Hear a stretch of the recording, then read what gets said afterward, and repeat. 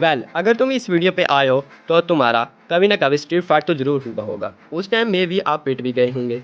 अगर तुम इस वीडियो को पूरा देखोगे तो मैं आपको श्योर कर देता हूँ कि आप कभी भी स्ट्रीट फाइट में नहीं हारोगे। इस वीडियो में कुछ ऐसे मूव्स के बारे में बताऊंगा जो अगर तुमने सीख लिए तो चाहो आप अकेले क्यों ना हो, तुम कभी नहीं हार सकोगे। तुम ये समझो कि ये मूव्स केवल स्ट्रीट फाइट के लिए नहीं सीखने हैं। लेट्स सपोज तुम अपनी गर्लफ्रेंड के साथ कहीं बाहर हो। कुछ लोग आप तुम्हारी गर्लफ्रेंड को परेशान करते हैं। दैन तुम क्या करोगे? ऑफकोर्स तुम कुछ नहीं कर पाओगे। तुम अपनी भी रिस्पेक्ट खो दोगे और साथ में अपनी गर्लफ्रेंड की रिस्पेक्ट खो दोगे। इन दैट केस वो तुम्हें छोड़ के भी जा सकती है।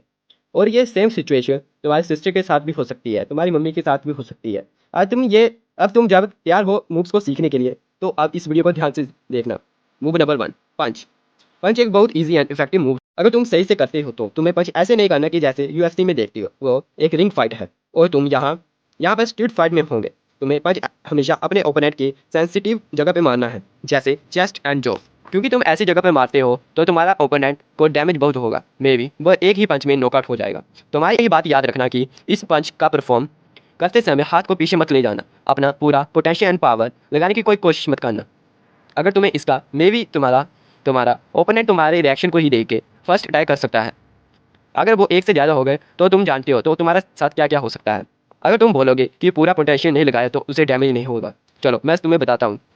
अपनी बॉडी को काम एंड ढीले रखना है। जैसे ही मौका मिले उसे सीधा ही पंच कर देना है। देखना, ये बात हमेशा याद रखना। इस मूव को क्विकली करना होगा तो तुम्हारे पंच में दम ही नहीं होगा और आप डैमेज भी नहीं कर पाओगे, उसे डैमेज भी नहीं पहुँचा पाओगे।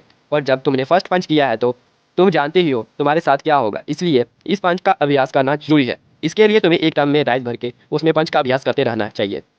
और बाद में अपनी मूव को फास्ट करने के लिए अपनी मूव को फास्ट कर सकते हो। तो फिर जब लगे पंच में बहुत काफ़ी मजबूती आ गई है, उसे आप पंच को वाल में नहीं ले जा सकते हो। Move number 2, back speaking elbow strike. ये थोड़ा एडवांस मूव है। फॉर एग्जाम्पल, तुम्हारा ओपोनेंट तुम पर अटैक करता है और तुम उसे डिफेंस करते हो। डिफेंस करने के बाद बॉडी को रोटेट करके एल्बो स्ट्राइक को उसकी जो लाइन या उसके बैक हेड में मारते हो। तो याद रखना कि ये स्ट्राइक बहुत पावरफुल एंड इफेक्टिव है। इसकी मदद से तुम्हारा ओपोनेंट एक ही बार में नॉकआउट हो जाएगा। इसके लिए तुम्हें बहुत ज़्यादा अभ्यास करने की जरूरत होगी। तुम्हारा ओपोनेंट एक ही किक में नॉकआउट हो जाएगा। Move number 3, low kick. जैसे कि आप अपने ओपोनेंट के नीचे मारते हो तो इसके लिए तुम्हें अपनी पूरी बॉडी को रोटेट करना होगा। अगर तुम इस किक में पावर जनरेट कर सकते हो तो आप इस फाइट को बहुत आसानी से जीत पाओगे, क्योंकि इस किक के बाद तुम्हारा ओपोनेंट चलने की हालत में भी नहीं हो पाएगा।